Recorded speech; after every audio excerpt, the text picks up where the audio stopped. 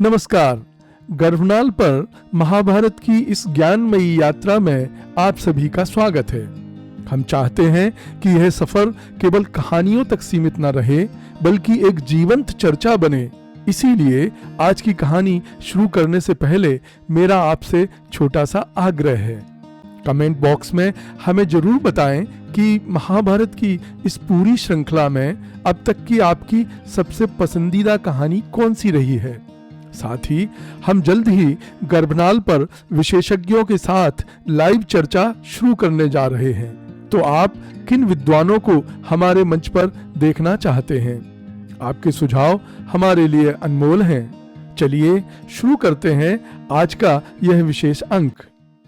युद्ध के मैदान में जब एक योद्धा हथियार डाल दे, ध्यान में लीन हो जाए, तो क्या उसे मारना वीरता है या कायरता?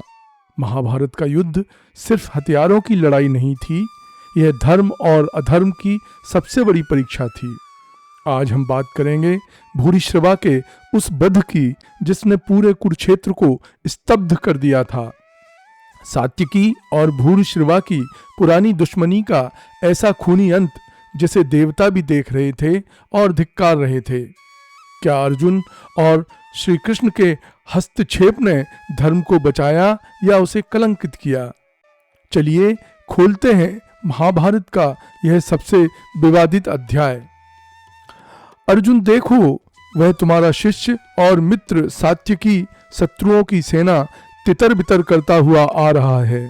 रथ चलाते चलाते श्री कृष्ण ने अर्जुन से कहा, माधव, युधिष्ठिर को छोड़कर सात्यकी का यहाँ चला आना मुझे ठीक नहीं जंचता। द्रोण तो उधर मौके की ताक में ही है। युधिष्ठिर की रक्षा का भार हमने सात्यकी को सौंपा था। उनकी रक्षा करने के बजाय उसे इस तरह यहाँ नहीं चले आना चाहिए था। अभी तक जयद्रथ का भी वध नहीं हो पाया है और उधर देखिए भूरिश्रवा सात्यकी से भिड़ गया है। ऐसे समय धर्मराज ने सात्यकी को यहाँ भेजकर भारी भूल की। अर्जुन ने चिंतित भाव से कहा, श्री कृष्ण को जन्म देने के लिए देवकी का अवतार हुआ था। देवकी के स्वयंवर के अवसर पर सोमदत्त और शिनी, इन दो राजाओं में भारी युद्ध हुआ। वसुदेव की तरफ से शिनी ने सोमदत्त से लड़कर उसको परास्त कर दिया और देवकी को अपने रथ पर बिठाकर ले गए। उस दिन से लेकर शिनी और सोमदत्त में खानदानी बैर हो गया। यहाँ तक कि दोनों खानदान वाले सदा एक दूसरों के प्राणों के प्यासे रहते थे। सात्यकी शिनी का पोता था और भूरिश्रवा सोमदत्त का पुत्र। इस तरह सात्यकी को देखते ही भूरिश्रवा ने उसे युद्ध के लिए ललकारा और बोला, शूरता के दर्प में भूले हुए सात्यकी, देखो, अभी तुम्हारी खबर लेता हूँ। चिरकाल से तुमसे युद्ध करने की चाह मेरे मन में समाई हुई थी। आज तुम मेरे सामने पड़े हो, अब मेरी इच्छा पूरी होगी। राजा दशरथ के पुत्र लक्ष्मण के हाथों इंद्रजीत का जैसे वध हुआ, वैसे ही आज मेरे हाथों तुम्हारा वध होने वाला है। मृत्यु तुम्हारी वाट जोह रही है। जिन वीरों को तुमने मारा था, उनकी विधवाएं आज प्रसन्न होंगी। चलो तो फिर लड़ ही लें। यह सुन सात्यकी हंसा और बोला, निरर्थक बातें बनाने से क्या फायदा? जिसे लड़ने से डर हो उसे इस तरह का हौवा दिखाया जा सकता है। तुम व्यर्थ की बातें बनाना छोड़ो, युद्ध करके ही अपनी शूरता का परिचय दो।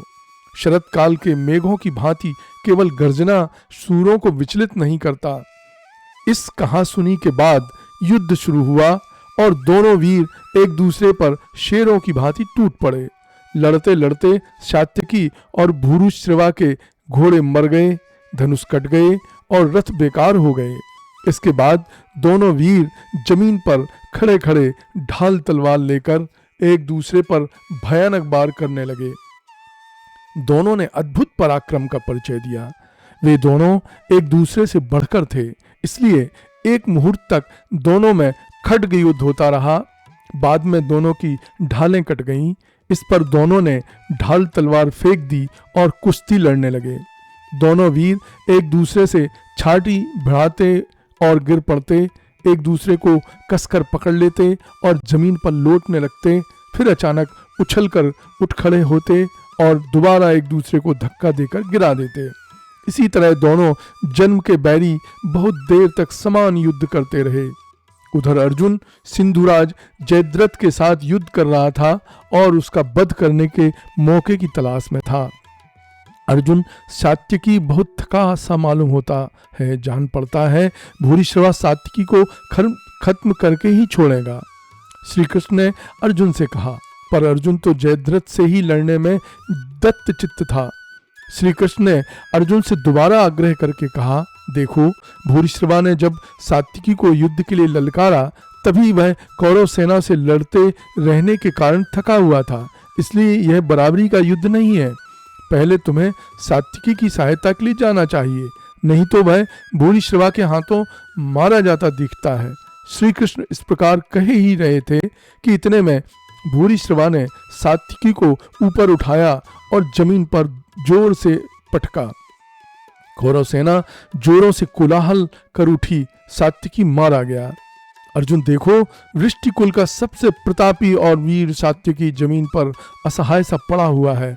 जो तुम्हारे प्राण बचाने व तुम्हारी सहायता करने आया था, उसी की तुम्हारे सामने हत्या हो रही है। तुम्हारे देखते ही देखते तुम्हारा मित्र अपने प्राण गंवाने वाला है। श्री कृष्ण ने अर्जुन को एक बार फिर कहा। अर्जुन ने देखा कि मैदान में मृत से पड़े सात्यकी को भूरिश्रवा उसी तरह घसीट रहा है जैसे सिंह हाथी को घसीट रहा हो। यह देख अर्जुन भारी असमंजस में पड़ गया। उसे कुछ सूझ ना पड़ा कि क्या किया जाए। वह श्री कृष्ण से बोला, श्री कृष्ण, भूरिश्रवा मुझसे लड़ नहीं रहा है, दूसरे के साथ लड़ने वाले पर कैसे बाण चलाऊं? मेरा मन नहीं मानता, परंतु साथ ही जब मेरी खातिर सात्यकी प्राण गंवा रहा हो तब अपनी ही धुन में लड़ते रहना भी मुझसे नहीं होता। अर्जुन इस प्रकार श्री कृष्ण जब बातें कर ही रहे थे कि इतने में जयद्रथ के चलाए बाणों के समूह आकाश में छा गए। इस पर अर्जुन से बातें करते ही करते जयद्रथ पर बाणों की बौछारें जारी रहीं। साथ ही साथ संकट में पड़े हुए सात्यकी की तरफ भी बार बार देखता और खिन्न हो उठता था।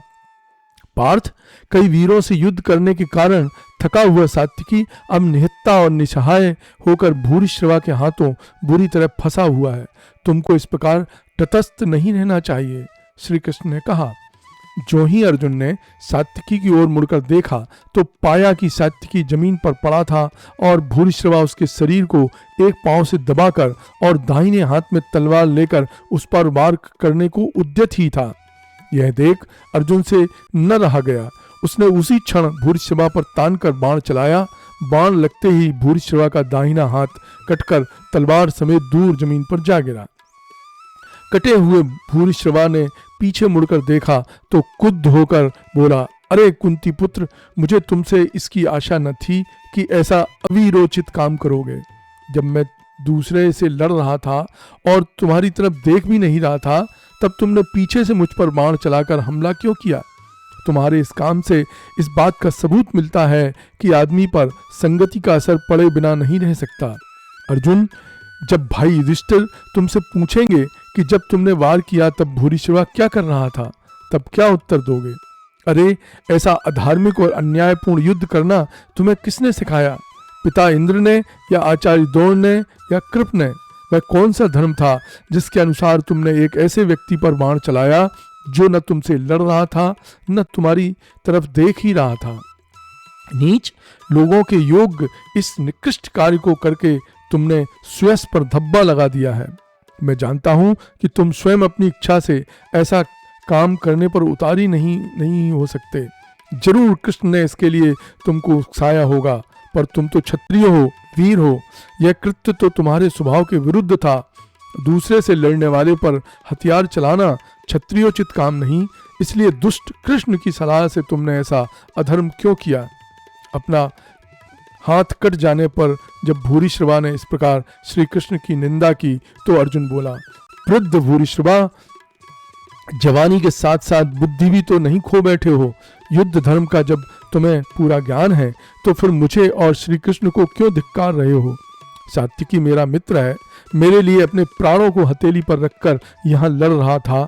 तुमने मेरे दाहिने हाथ के समान प्रिय मित्र सात्यकी का वध करने की कोशिश की, और वह भी उस समय जबकि वह घायल और अचेत सा जमीन पर पड़ा हुआ था और कोई प्रतिरोध नहीं कर रहा था, यह मैं खड़े खड़े कैसे देख सकता था। यदि मैं उसकी सहायता न करता तो मुझे नरक ही प्राप्त होता। तुम कहते हो श्री कृष्ण की संगति के कारण मैं भले से बुरा बन गया। मैं तो संसार में ऐसा कोई है जो इस तरह बुरा बनना नहीं चाहता। मतिभ्रम हो जाने के कारण ही तुम ऐसी बकवास कर रहे हो।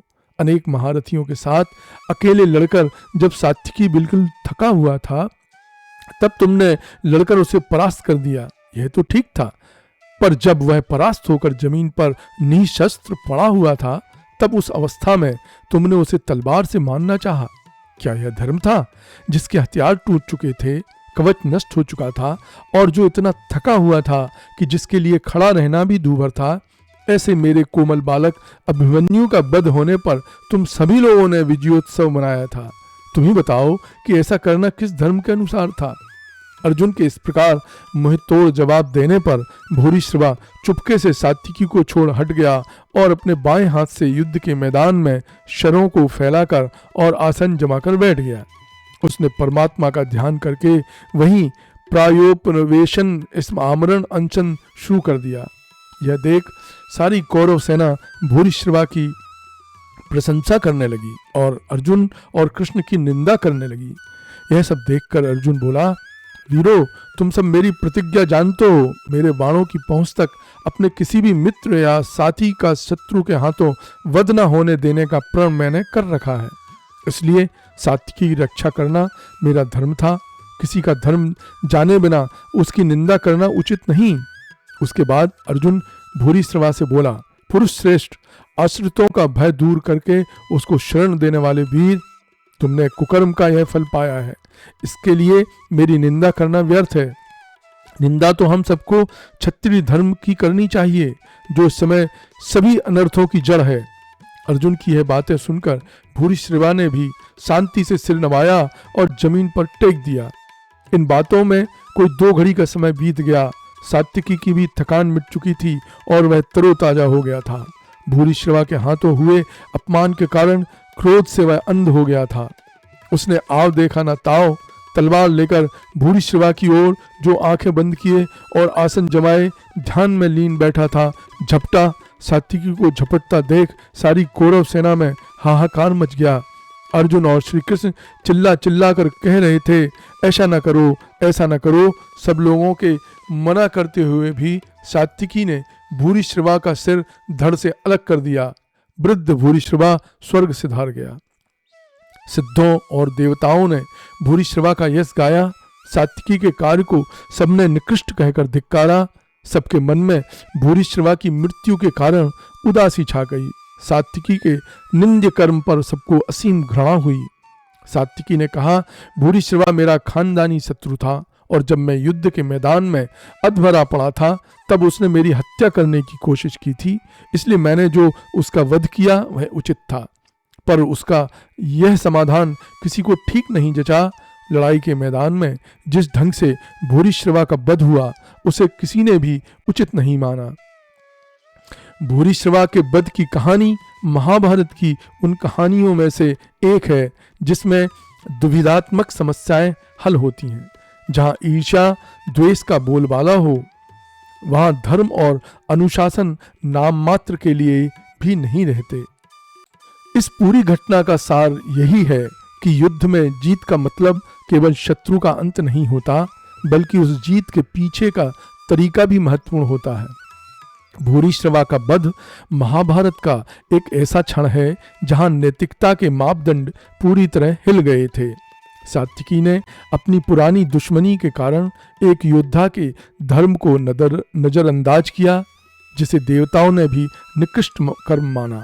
यह अध्याय हमें सिखाता है कि जीवन में संघर्ष कितना भी बड़ा क्यों न हो, हमें अपने मूल्यों और मर्यादाओं को कभी नहीं खोना चाहिए, अन्यथा जीत भी हार के समान हो जाती है।